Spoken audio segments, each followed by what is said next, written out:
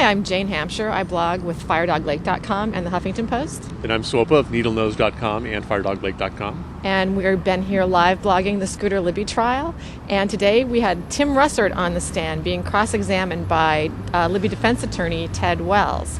Yesterday, Wells had kind of dropped the bombshell that Russert had not been completely honest with either the public or perhaps members of the NBC establishment in telling them that when FBI agent Jack Eckenrode had called him initially, he had told them everything about his discussion with Scooter Libby. And today we got into that a little bit more, huh? It was really the point that for the first hour or so of testimony that the defense hammered on Russert about. Why didn't he say anything about this in NBC's public statements about his deposition? Why didn't he say anything about this after the indictment when he did talk about the deposition he gave for the grand jury? And Russert finally settled on the talking point that the FBI agent had asked him to keep the conversation confidential, so he treated it like he would treat a conversation with a journalistic source. He was asked to keep it confidential. He didn't tell anyone about it. Wells, the defense attorney, tried to get around this every single way he could. He asked questions 9 or 10 times in different phrasings, and Russert simply dug in behind his, it was a conversation talking point, would not budge. Each time, sometimes Wells would try and come back a different way, and finally the judge began getting frustrated. At one point, Wells said to Russert, "But that's not the question I asked," and Walton interrupted him and simply said, "Asked and answered." And you had several occasions like that when Walton simply interrupted Wells. Well, it wasn't the first time that, or the last time that Judge Walton stepped in today. After, because basically, whether Tim Russert was, upfront with anybody about this Eckenrode conversation doesn't really go to Scooter Libby's guilt or innocence, and it doesn't go to whether Russert is telling the truth about what his conversation with Scooter Libby was.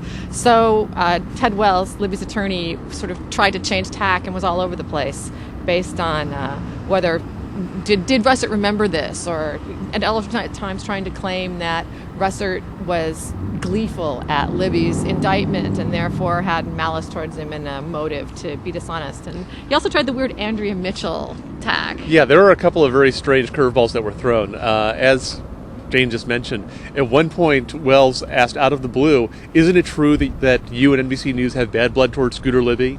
And Russert was very surprised, and this turned into a line of questioning which seemed to be based around a series of interviews by radio personality Don IMUS. And IMUS sort of took over the trial for an hour or two, leading to a lot of very sarcastic comments from the prosecutor, Patrick Fitzgerald, saying we might as well throw out the book Whitmore on Evidence, which is apparently a textbook, and replace it with IMUS on Evidence. And he talked about there was no IMUS exception to the hearsay rule.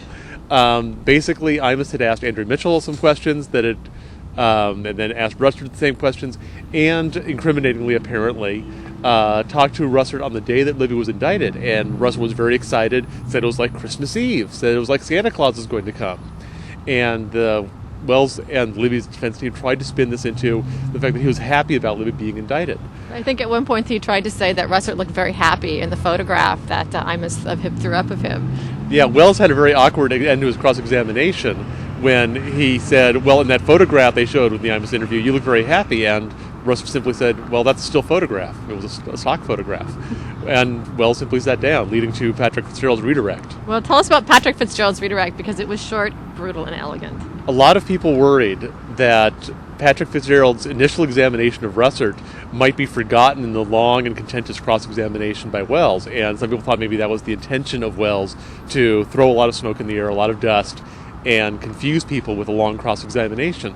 But when Fitzgerald took the stand for redirect, it was simple, it was short, and it was absolutely devastating. After all the questions about whether Russert was happy about Libby's potential indictment, he simply said, well, what do you remember more, the potential indictment or the actual indictment? And Russert said, the actual indictment, of course. And Fitzgerald said, okay, what did you read about the indictment, and what do you remember about it? And Russert said, well, I read the actual indictment itself. And Fitzgerald then asked, what parts did you read? And Russert said, the parts about what was claimed I was said. What was claimed I said to Scooter Libby. And Fitzgerald said, what do you remember, what did you think about those things? And Russert said that they weren't true. Fitzgerald turned to the jury and said, no further questions. It only took him about 2 minutes. It was a great moment, and one of the great moments in the trial so far.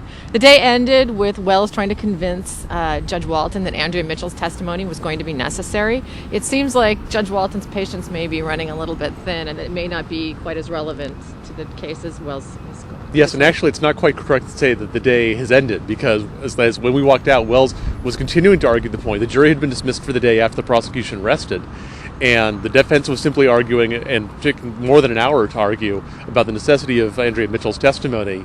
And the judge, Walton, said, well, this is not according to any rules of evidence. The rules of evidence say that this shouldn't be admissible because you're calling a witness just for the sake of saying she is credible. And Wells actually said that Scooter Libby's right to a fair trial overruled the rules of evidence in this case, and Walton found that was very skeptical toward that, as was the prosecution. But as I said, Wells is continuing the argument, perhaps even now, and perhaps to continue it tonight and tomorrow.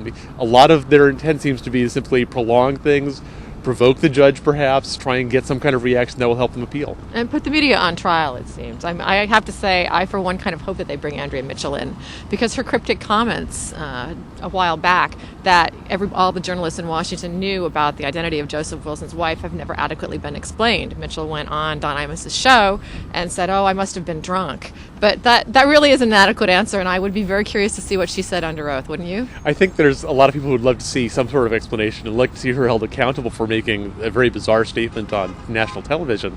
It's probably just a pity that the judge and the jury have to sit through it. I think so. Well, join us on Monday when we'll be back. We're looking very much forward to the defense opening. I'm Jane Hampshire for Politics TV, with Politics TV here, and thanks so much. Thank you.